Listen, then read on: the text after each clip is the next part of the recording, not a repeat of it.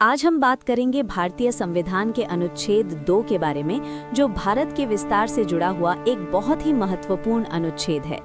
अनुच्छेद 2 के अनुसार भारतीय संसद को ये अधिकार प्राप्त है कि वो किसी भी नए राज्य को भारत में शामिल कर सकती है या किसी नए राज्य की स्थापना कर सकती है।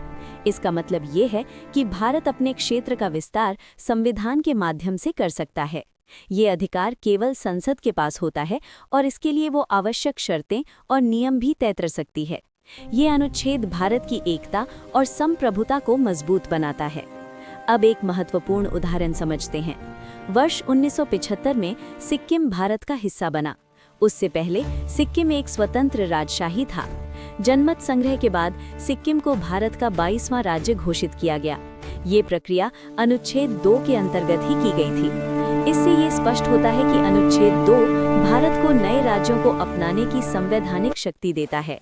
परीक्षा की दृष्टि से ये अनुच्छेद बहुत महत्वपूर्ण है, खासकर यूपीएससी, एसएससी और राज्य स्तरीय परीक्षाओं के लिए। याद रखिए, अनुच्छेद 2 भारत की एकता, विस्तार और संवैधानिक